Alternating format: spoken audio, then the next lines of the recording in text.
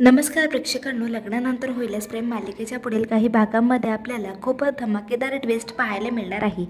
तर प्रेक्षकांनो, रम्या आणि वसुंधराने चांगला सापळा रचून त्या सापळ्यात जीवाला अडकवायचं ठरवलेलं असतं। पण त्या दोघीही आता कशाप्रकारे तोंडावर पडणार आहे आणि सगळे कशाप्रकारे जीवाला सपोर्ट करणार आहे, त्याला समजून घेणार आहे, तेच आपण या व्हिडिओमध्ये बघणार आहोत। तर प्रेक्षकांना व्हिडिओ पूर्ण बघा, आवडल्यास लाईक करून चॅनलला सबस्क्राईब करा। तर आता संपूर्ण देशमुख कुटुंब एकत्र येऊन आजीचा बर्थडे सेलिब्रेट करत असतात, तेव्हा आजीच्या सगळ्याच आवडीच्या वस्तू तिथे फोटोसमोर ठेवलेल्या असतात। आजीने वापरलेली प्रत्येक गोष्ट तिथे पूजा करण्यासाठी ठेवलेली असते। तेव्हा आता वसुंधरा म्हणते, जेव्हा तुला आजीने जो हार दिला होता तो आणि ते पूजेला, त्याची पूजा करणे सगळ्यात गरजेचे आहे। आता मात्र तेव्हा जेव्हा काहीच बोलत नाही, तेव्हा सगळेजण त्याला विचारू लागतात आणि बोलू लागतात की तो हार घेऊन ये, त्या हाराची पूजा करणे सगळ्यात जास्त गरजेचे आहे, कारण तो आजीचा आशीर्वाद आहे। पण तेव्हा जेव्हा काहीच बोलत नसतो तेव्हाच विक्रम येतो आणि विक्रम म्हणतो, तो कसं काय आणणार आहे तो हार? त्याने तर तो हार विकून खाल्ला ना। त्याने त्याच्या स्वतःच्या आजीचा आशीर्वादाचा सौदा केलाय। ज्या आजीने त्याला जीवापाड जपलं, त्याच्यावर सगळ्यात जास्त जीव लावला, त्या आजीला आशीर्वाद त्याने विकून त्याचे पैसे घेतले आहे। हे ऐकून सगळ्यांना धक्का बसतो। तर रम्या आणि वसुंधराला हा खेळच होतो। तेव्हा आता मानिनी म्हणते, अहो काय बोलताय तुम्ही? जीवा असं काही करणं शक्यच नाहीये। जीवा त्याच्या आजीवर खूप जास्त प्रेम करतो, तो कधीच असं आजीच्या बाबतीत वागू शकत नाही। तेव्हा पार्थ म्हणतो, मलाही नाही वाटत बाबा जेव्हा असं काही करू शकेल। तेव्हा विक्रम म्हणतो, असं काही करू शकेल नाही, त्यांनी असंच केलं आहे। तेव्हा आता नंदिनी जीवाला म्हणते, अहो तुम्ही सांगा ना खरं काय आहे? तेव्हा आमच्यापासून काही लपवू नका, आमचा तुमच्यावर पूर्ण विश्वास आहे। तेव्हा आता वसुंधरा नंदिनीला म्हणते, अगं तू काय गोड बोलतेस? तुझ्या आनंद निवाससाठीच तर त्याने तो हार विकला। तेव्हा विक्रम नंदिनीला म्हणतो, हा काय प्रकार आहे नंदिनी? तुझ्या आनंद निवासला काय झालंय?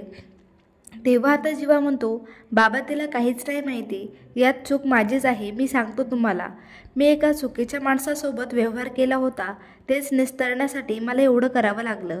तेव्हा विक्रम म्हणतो, तू नेमका व्यवहार केला कोणाशी होता? तेव्हा जीवा म्हणतो, मी भास्कर काकांसोबत व्यवहार केला होता आणि त्याचेच पैसे देण्यासाठी मला तो हार विकावा लागला आणि तीच माझी सगळ्यात मोठी चूक झाली। भास्करचं नाव ऐकताच विक्रमची तळपायाची आग मस्तकात जाते। तो जीवाची मान धरून त्याला आजीच्या फोटोसमोर घेऊन येतो आणि तिथे असलेली काठी घेऊन त्याला हाणू लागतो।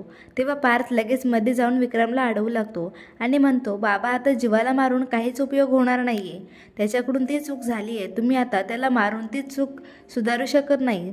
पण विक्रम काय कोणाचे ऐकत नव्हता, तो जीवावर खूपच चिडलेला असतो। तेव्हा आता नंदिनी पटकन मध्ये येते आणि विक्रमची हात जोडून माफी मागत म्हणते, बाबा मला माफ करा, हे सगळं त्यांनी फक्त माझ्यासाठी आणि आनंद निवाससाठी केलं आहे।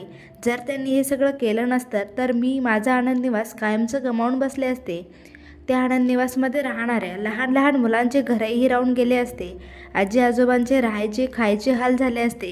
ते फक्त आता जीवामुळेच त्या आनंद निवासमध्ये आनंदी राहत आहे आणि त्यांच्या भविष्याचे स्वप्न बघतायत।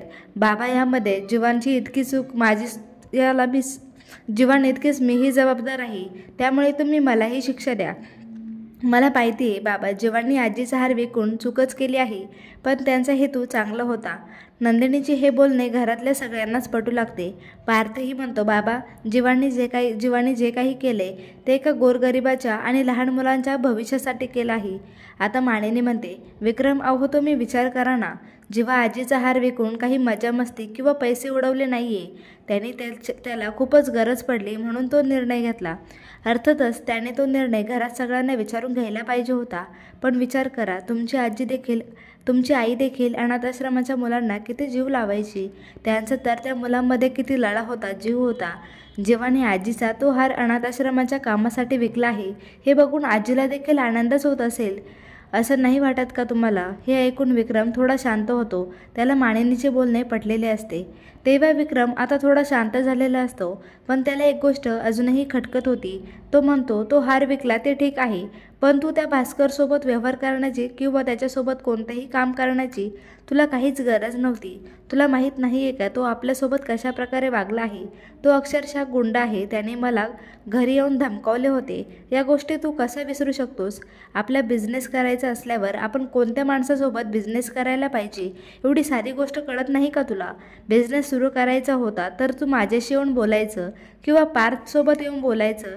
डायरेक्टली त्या भास्करसोबत डील करायची काहीच गरज नव्हती आणि मलाही अजिबात पटलेलं नाही आहे. तेव्हा जीवा पूर्ण शांत होऊन गेलेला असतो. तो काहीही बोलत नसतं, पण त्याचे डोळे खूपच काही सांगून जात होते आणि ते आता त्याची बायको म्हणून नंदिनीला समजलेलं असतं. नंदिनी पुढे जाते आणि बाबांना म्हणते. बाबा त्यांचा फर्स्ट टाईम होता. त्यांना खूप उत्सुकता होती. त्यांना स्वतःच्या पायावर उभं राहून तुमच्या नजरेत त्यांच्यासाठी अभिमान बघायचा होता. तुम्हाला प्राऊड फील करून द्यायचं होतं, पण ते तसं होऊ शकलं नाही. हे सगळं उलटं होऊन गेलं. त्यांच्या एका नव्या सुरुवातीला त्या भास्कर नावाचं ग्रहण लागून त्यांची एक नवीन सुरुवात अशी वाईट प्रकारे झाली. पण बाबा, तुम्हाला तर माहिती ना जीवा किती इमोशनल आहे.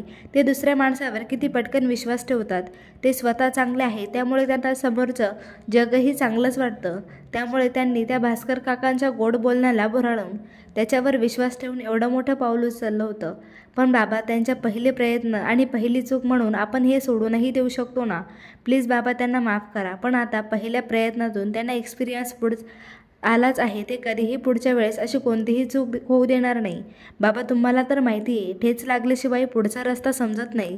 तसंच आहे, जीवाला आता ठेच लागली आहे, त्यामुळे ते पुढच्या व्यक्तीवर विश्वास ठेवताना 10 वेळेस विचार करतील. नंदिनीचं म्हणणं सगळ्यांनाच पटत असते. तेव्हा मानिनी म्हणते, अहो बरोबर बोलतीये नंदिनी, चूक सगळ्यांकडूनच होते. तेव्हा विक्रमलाही त्यांचं म्हणणं पटलेलं असतं. मग आता विक्रम स्वतः जीवाला मायेने जवळ घेत मिठी मारत म्हणतो, अरे लेकरा, तुमचा बाप आहे मी. तुम्हाला काय हवं काय नको ते पूर्ण करण्यासाठीच तर मी इथे आहे. देवाने बाप हा मला मुलांची इच्छा पूर्ण करण्यासाठी, त्यांना योग्य मार्ग दाखवण्यासाठी तर बनवलेला असतो. इथून पुढे काही लागलं तर या बापाला येऊन नक्की विचारा, हक्काने मागा. आणि आपल्या बापासाठी आपले लेकरं लहानच असतात. तेव्हा जीवा म्हणतो, बाबा खरंच मला माफ करा. माझ्याकडून खूप मोठी चूक झाली आहे. पण मी तुम्हाला एक शब्द देतो की मी आजीचा हार माझ्या स्वतःच्या दमावर सोडवून आणेल. तेव्हा तुम्हाला खरंच माझ्यावर प्राऊड फील होईल. मी स्वतःच्या हिमतीवर तो हार सोडवणार म्हणजे सोडवणार. जीवाचे हे बोलणे ऐकून विक्रमला आताच अभिमान वाटत होता की निदान जीवाने हार न मानता हार सोडवण्याचा एक ध्येय मनात घेतला आहे आणि ते ध्येय पूर्ण करण्यासाठी जो रात्रीचा दिवस करेल याची विक्रमला खात्री होती. तर आता सगळेजण एकत्रित येऊन पुन्हा एकदा आजीचा बर्थडे आनंदात सेलिब्रेट करत असतात. यावेळेस आजीच्या पहिल्या औक्षणाचा मान हा घरातील मोठी व्यक्ती म्हणून वसुंधराचा असतो. पण यावेळेस वसुंधराला न देता जीवाला देतात. आजीला फूल वाहण्याचा मान हा जीवाला देतात आणि त्याच्यासोबतच जीवाचं हे औक्षण केलं जातं, कारण आजीलाही आश्रमातील मुलं खूपच प्रिय होते आणि त्या मुलांसाठी जीवाने काहीतरी केलं आहे हे आजीसाठी खूपच आनंदाची गोष्ट होती. त्यामुळे सगळेजण येऊन जीवाचे औक्षण करतात. तर प्रेक्षकांनो, मालिकेत येणारा हा जबरदस्त ट्विस्ट पाहायला तुम्हाला आवडेल का? कमेंट करून नक्की सांगा आणि चॅनलला सबस्क्राईब करून ठेवा.